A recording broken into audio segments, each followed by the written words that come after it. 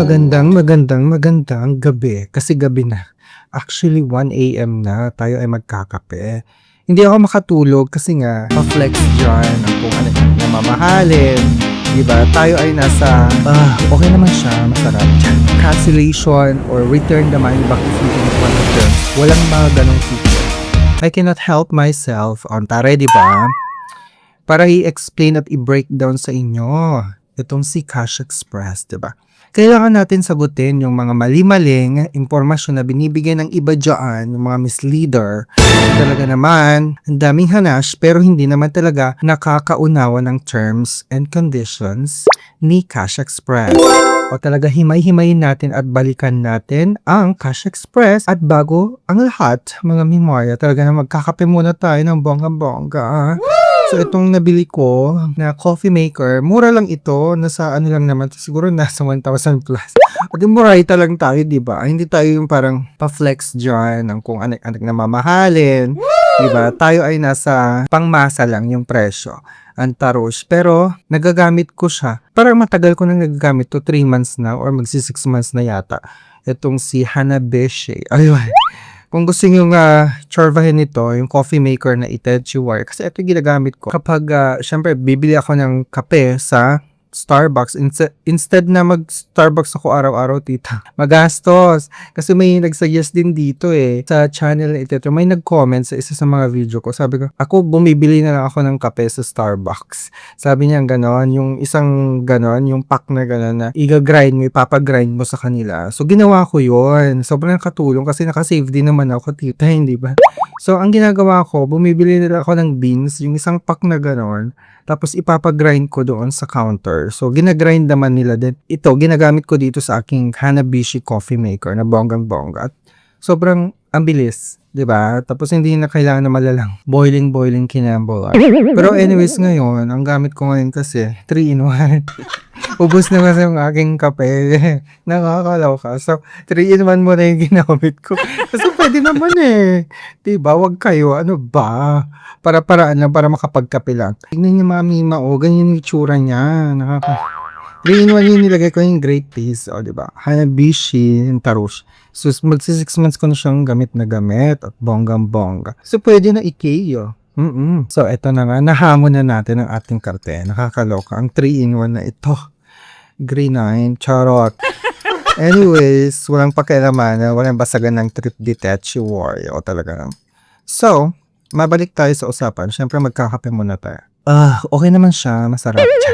So anyways, mabalikan natin si Cash Express. So as you can see naman, di ba, may 0% interest si Cash Express for the first loan. So talaga, recommended ko ito sa mga first time jutangera. At mind you, for emergency purposes only. Hindi mo siya gagawing regular cash loan or personal loan. It's different from other type of loans. Kasi ito pang emergency lang talaga siya. For me, this is best emergency loan out there. Aside from si Cash Express, knowing na si Cash Express is SEC registered, CIC accredited din siya kasi nga submitting entity siya. And compliant siya sa National Privacy Commission in terms of privacy and data protection ng inyong mga kaimpormasyonan. So, compliant siya doon. Walang question doon. Walang nagre-reklamo. Ito naharas ako ni Cash Express. Walang ganan. Ginamit ni Cash Express yung contact reference. Walang mga ganong complaints. Aside from that, ang advantage kasi ni Cash Express, given na Cash Express is an emergency type of loan, hindi mo nakakailanganin ng malalang dokumento or magsasubmit ng mga payslip, mga super duper na IDs, di ba? One valid ID lang ang kailangan, tsaka number, pwede na yun, tita, and just a basic information to process the application. Goods ka na. And that's you call convenient. Hindi ba? Hindi gaya ng ibang loans na ang dami-daming hinihingi na requirements such as hindi lang valid ID or karamihan talaga magre-require pa sila ng secondary IDs. And not only that, mga payslip, ITR, at saka kung ano-anong mga dokumento, hindi pa. Si Cash Express, it's the convenient that benefits the borrowers also. And aside from that, meron siyang free interest for the first 7 days, as I said earlier na, kapag first time jutangera ka kay Cash Express, may ganyang kang discount na free interest for the first 7 days. Kaya nga siya maganda as emergency purpose. So, kung wala kang inaasahang pera for this week, say for example, medyo delay ang sahod mo kasi nga syempre may mga ganyan, 'di ba? Times na madidelay ang sahod, ganyan. And of course, pag petsa de peligro, ganun. Pagkakailangan mo ng emergency thing na kailangan mo bayaran sa school or sa mga tuition ng Junakis, no, mga miscellaneous, mga ganun, kung anak-anak pang mga emergency sa buhay natin, hindi maiiwasan yan, aminin natin. So, syempre, lalapit tayo sa pinaka-convenient and pinaka-mabilis mag-process ng application. So, nandyan si Cash Express. Maraming mga emergency loans dyan. Pero, dito lang talaga ako na-hook kay Cash Express. Kasi nga, sabi ko nga sa inyo, NPC compliant siya. Hindi mo na kailangan ng app para mag-download. Just go to their website, process the application, blah, blah, blah. Very direct to the point. Wala siyang kinukuhang mga dokumentong, mga malalang mga dokumentong ganyan. And in terms of legitimacy, SEC-registered sila, compliant sila with the National Privacy Commission, and meron siyang cancellation ng application. Yes. Kapag ayaw mo ng terms nila, pag ayaw mo yung na-approve na loan, you can cancel the application within 24 hours. You can return the money back to them. That's no question. Napakagandang feature ang meron ang isang emergency loan. Unlike others, wala kang makikitang ganitong features sa mga ibang loan apps. Kagaya ng mga kahit legit pang loan apps na yan, walang mga ganong cancellation or return the money back if you don't want the terms. Walang mga ganong feature. Kaya ako na-hook sa kanya kasi kay Cash Express lang merong ganon. Yes, si Cash Express lang merong ganon. And as you can see, very transparent siya when it comes to the payment schedule. Nandyan siya nakalatag na lahat before you confirm or proceed with the application, di ba? Merong minimum amount na 1,000 pesos up to 20,000 pesos kapag repeat borrowers ka na.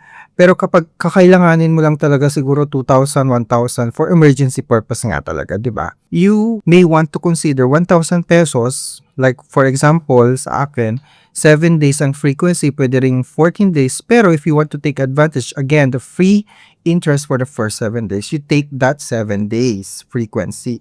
Now, meron din siyang SMS info and electronic doctor na tinatawag, wherein you can turn it on and turn it off. It's optional na tinatawag. So kapag naka-on yan, syempre may additional fee yan. So I would suggest na turn it off. Okay? Huwag niyo i-on yan para ma-maximize yung 0% interest for the first 7 days. Kasi nga naka-tie up din siya doon sa first 7 days na yan. So, tinurn off ko yan, in-off ko yan para syempre hindi ako magbabayad. Pero take note, merong processing and DST or documentary stamp tax na fee. Okay? So sa lahat naman ng mga loans, 'di ba, merong ganyan. So as you can see, 1,000 ang aking principal loan amount and I have a 7 days payment frequency. So ang aking next payment date or first payment date, which is September 13, kasi nga 7 days, di ba? So, I will have to pay 101 pesos. Okay? For the first 7 days only. Plus, yung principal amount, of course, which is 1,000 pesos, hindi ba? So, 1,101 pesos ang aking babayaran. Kung gusto ko nang tapusin at hindi ko na patatagalin pa, hindi ba? Yan ang aking babayaran. Alright, so if more than 7 days naman, tita, ang gusto mong mangyari sa emergency loan na to, syempre mas mahaba na. So you will have like 6 months, no? Up to 6 months to pay it. So ito yung payment schedule niya. So 1.99% per day na yung interest niya kapag more than 7 days na siya. As you can see, yung breakdown ng interest tas yung principal compensation na tinatawag, which is calculated 20% based on your principal amount, and yung interest niya. So as you can see, yung interest niya is diminishing. Okay, diminishing, reducing, declining. Ano ba yung diminishing ni Tim Marcos? So diminishing. So as you can see, this is a diminishing balance loan where the interest is calculated on the outstanding loan balance after each payment. Sa payment schedule ko na to, you can see naman na remaining principal decreases with each payment, hindi ba? So the interest for each period is then calculated on this new smaller principal amount, which is why my interest charges and minimal payments also decrease over time. So yun yung kagandahan din niya, Mima. Pababa nga, 'di ba? Pababa. So as you can see, kapag magsasign ka ng loan agreement, napaka-transparent naman talaga. Isa sa mga nagustuhan ko kay Cash Express kasi very transparent and very detailed yung kanyang terms or loan agreement, unlike other OLAs na talagang alam mong fly by night at jabusado, makapindot lang ng confirm or next, mga ganon. Ipaprocess na nila without even telling you the agreement, 'di ba? Yung mga dokumentong ganyan. Etong si Cash Express, makikita mo na napaka-detalye ng kanyang terms and conditions or loan agreement. So, yung definition of terms of borrower, calendar, mga ganun, nandyan pa ultimo lahat ng mga words na talagang very confusing sa'yo or first time mo marinig, nandyan lahat, tita. I-explain niya kung anong ibig sabihin nun. And mind you, again, as you can see, meron siyang check button dito. May radio button siya na check na gano'n. Itong color blue na to, as you can see, na-check ko na yan, naka-check na yan. Kasi nga, ito yung isa sa mga pruweba, 'di ba? Na po pwede mo siyang i-cancel yung application mo within the next 24 hours. Kung ayaw mo yung na-approve na loan mo, pwede mong ibalik sa kanila yung na-disburse na amount. So by clicking the sign button, I agree with the conditions set in the loan agreement and the possible change in the approved loan amount. Kasi posible, kunwari, say 2,000 yung gusto mong i-loan, pero ang na-approve lang is 1,000. So, pwede kasi dun possible na ma-change yung approved loan amount kasi nga after the verification procedure, nagbe-base pa rin sila kasi sa credit evaluation. May credit evaluation pa rin yan kasi nga lahat naman meron. Kasi nga, as I said earlier, accredited po si Cash Express as submitting entity ni CIC. Anong ibig sabihin yan? Siyempre, may credit check na mangyayari dyan sa credit history ninyo. Ganun. So, siyempre, I understand that I will automatically receive the approval loan amount to my provided bank or e-wallet account immediately after approval of my application. So, syempre, accepted mo yun. Kung gusto mo talagang i-take yung loan na yan, i-accept mo, di ba? As a borrower, alam mo at maliwanag sa'yo ang condition na ito. On the other side, I can also cancel the loan application by transferring the received loan amount back to Cash Express within 24 hours from being credited to my account. So I accept the approved loan amount. If I fail to return the money to Cash Express within 24 hours, that means you accepted the terms. Diba? Napakaliwanag yon. And makikita mo din dito sa baba, sa disclosure statement, kapag in-scroll mo tong loan agreement na to, nandito na lahat. Pati yung impormasyon mo, yung borrower's information, yung pinabmit mong ID, nandyan din. And of course, makikita mo din yung loan terms mo, napakaliwanag, di ba? Kitang-kita mo kung magkano. At makikita mo din dito yung effective monthly interest rate mo, which is pasok na pasok siya sa ceiling na ibinigay ni SEC at saka ni BSP. So, ang maximum kasi na effective interest rate per month is up to 15%. Diba? Pero yung sa akin dito is 11.55%, which is less than the 15% maximum. So, pasok na pasok siya. As you can see, this payment schedule that I have is diminishing. Again, puro diminishing tayo. Kasi nga, pababa yung kanyang interest at saka yung amount na babayaran mo. So, napakaliwanag yung payment schedule. Naka-column-column pa siya, diba? As you can see, saan nagkulang si Cash Express dito? Okay, so may minimal payment pa siya, minimum payment kung hindi mo kayang bayaran yung buo on that week, 'di ba? Pwede mong bayaran yung minimum payment due. Pero of course, as emergency kasi, as emergency purpose naman tong loan na to, bakit ko pa patatagalin? Kung meron naman akong inaasahang payment on the next week, pwede ko naman na bayaran na buo, hindi ba? So, yun yung point ko doon. As emergency loan, bakit ko pa patatagalin? Pero if it's still your option, di ba, to pay it until 6 months. Kasi 6 months ito eh. Okay. So, if you're going to decide if you are going to decide to pay this up to 6 months, then it's your choice. Okay, po pwede mo nang gawin yan. And as you can see, the total amount that I'm going to pay up to the 6 months period na is 1,793.17. 6 months yun ha. Diba? 6 months yun, tita. Unlike yung mga iba, wala kang ganito. Diba? Yung 6 months yun, napakalaki pa. Triple pa yung babayaran mo dyan. So, mantakin mo, before masubmit yung application mo, meron pa siyang reminder na ganito. Diba? Hindi lang basta-basta niya, i-click mo yung sign, then go. Hindi. Meron pa siyang reminder, tita, or advisory na ganito. The borrower should study the terms and conditions in the disclosure statement and loan details before proceeding with the loan application and submission. So, syempre, pag kinuntingin mo na yung mapaprocess na yan, tita. So, saan nagkulang ngayon si Cash Express sa pagpapaalala sa inyo na basahin niyo muna yung terms and conditions? Gusto ko maliwanag sa inyo before you process or proceed with the application. So, once you're done, once you understand, already check the terms and conditions and everything, then, by all means, go ahead, continue with the application. Because I understand di ba?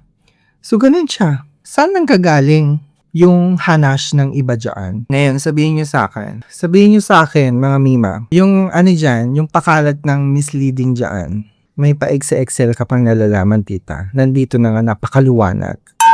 You did not understand the terms and conditions. O, diba? Antay. Anyways, yun lang. Maraming salamat, mga Mimarya. So, again, kapag magjujutang-jutang tayo, alamin natin at given na yun na mauunawaan natin yung terms and conditions before we proceed, hindi pa. Maliwanag yan. So, bilang isang responsableng jutangera, alam natin ito dapat. So, kung hindi ka responsable, wag ka na dito sa channel ko. Ganun lang naman kasimple, hindi ba?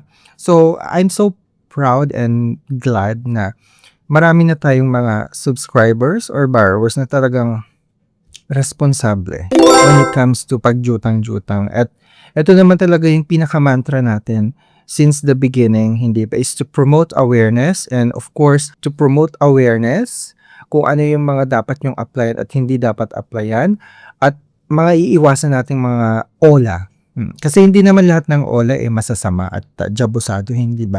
Karamihan talaga naman nakakatulong sa atin to leverage our financial status in life, hindi ba? So gagamitin natin itong so jujutang tayo in a good way, in a positive way.